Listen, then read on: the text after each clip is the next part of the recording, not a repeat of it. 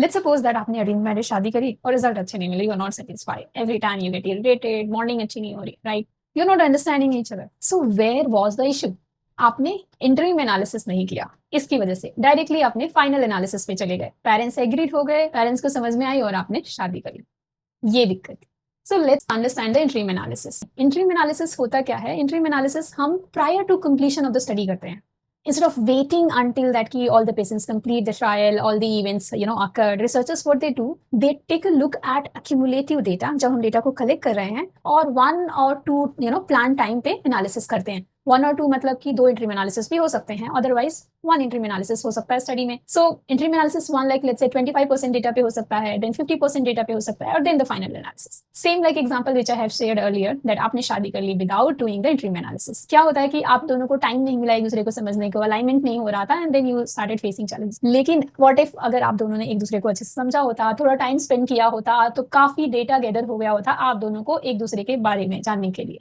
तो result would be better than the what is the current situation you are facing, right? Same like हम clinical trials में करते हैं। Clinical trials में क्या करते हैं? हम इंटरव्यू एनालिसिस करते हैं, उससे बहुत सारे फायदे होते हैं। What is the first main purpose of the interview analysis? Interview analysis आपको हेल्प करता है टू नो दैट कि ये ट्रायल सक्सीड होगा कि नहीं, ये शादी सक्सीड होगा कि नहीं, सेम लाइक दैट। सो यहाँ पे क्या हो रहा है कि टू नो दैट अगर इंटरव्यू एनालिसिस सक्सीड होगा तो और नहीं होगा तो can stop trial for efficacy, और you can stop the trial for fertility और फॉर सेफ्टी, और you want to continue as the plan, and or you want to re-estimate the sample size. So these are the things which helps you to take the decision about your clinical research. So efficacy मतलब क्या होता है? If you want to stop the trial for efficacy, let's say for example the drug effective नहीं है patients के ऊपर, जैसे कि अगर किसी बीमारी को ट्रीट करने के लिए दवा दी जा रही है फिर भी पेशेंट्स को बीमारी वो ठीक नहीं हो रही है, so that is the drug is not efficacious. Same like futility. Futility means होता है कि unlikely to achieve success even if you continue. So it is hopeless to continue and you will stop the trial for futility. So this is about futility. Safety we know कि patients safe ही नहीं है drug, तो adverse reactions हो रहे हैं, then we need to stop and plan as continue. The interview analysis के result अच्छे हैं तो आप शादी कर सकते हैं, आपके पास अच्छा खासा डेटा है 6 मंथ का, 1 ईयर का। Okay, same like